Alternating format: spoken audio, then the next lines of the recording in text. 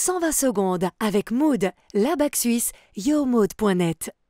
120 secondes, l'invité de Vincent Veillon. Le personnel des EMS est sous une intense pression et la situation ne fait qu'empirer avec la crise du coronavirus.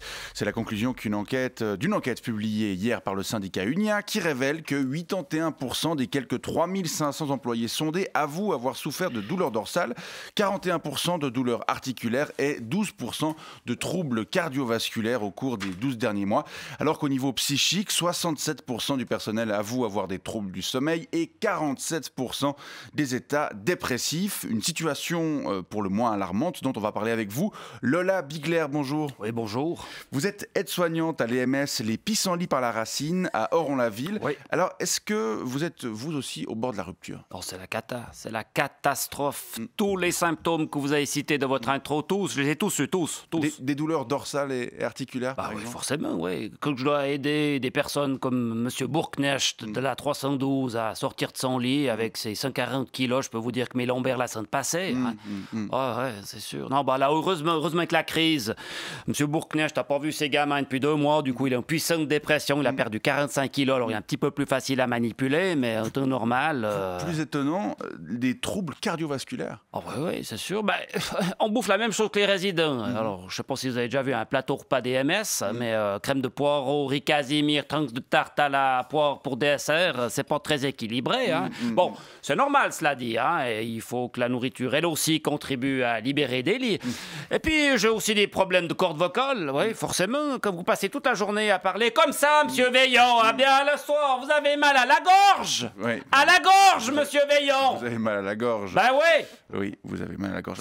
Vos oreilles. Vous avez aussi du mal à dormir, voire des états dépressifs. Oui, madame. on est tellement stressé qu'on n'arrive jamais vraiment à se ressourcer. Jamais. Tout le temps stressé. UNIA dénonce une marchandisation des soins et un minutage de chaque prestation.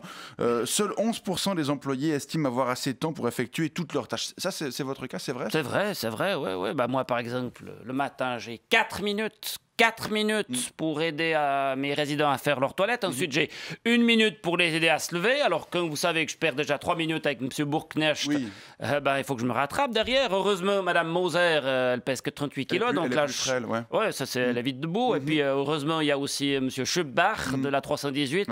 Lui, 2 jours sur 3, il préfère rester au plus mort toute la journée. Donc, pas besoin de le sortir. Non, voilà. On gagne du temps, heureusement. Et puis après, j'ai 25 minutes, montre en main, pour remplir le parking. 25 minutes. Le parking, donc vous devez déplacer votre voiture?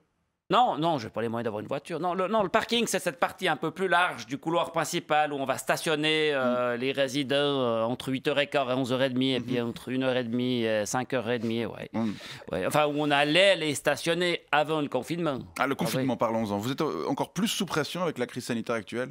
Oui, c'est sûr, parce qu'il faudrait logiquement qu'on passe plus de temps avec 2 tiers des résidents pour compenser l'absence de leurs proches avec l'interdiction des visites. Mais on n'a pas le temps. Pas le temps. Pourquoi 2 tiers? Ceux qui reçoivent des visites. D'accord, mais l'autre tiers? L'autre tiers, pour lui, ça change rien. Il voit jamais personne, de toute façon. Donc, pour lui, c'est pareil. Bon, faut dire, il y en a certains qui le méritent, de voir jamais personne. Comme Mme Meyer de la 319.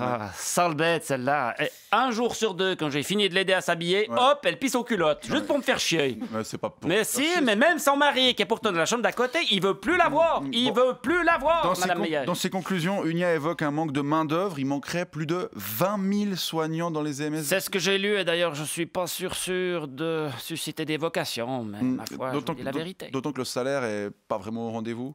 Oh non, ça va. Non, ça, je me plains pas. Non, je suis à 3 700 balles par mois après 18 ans. Non, ça, c'est correct. Non, par contre, c'est vrai, il y a certains jours, j'avoue, j'hésite à changer de métier quand même. Comme 47% des sondés. Oui, parce que on peut plus faire notre boulot correctement. Et puis, du coup, la qualité des soins... elle s'en ressent, forcément.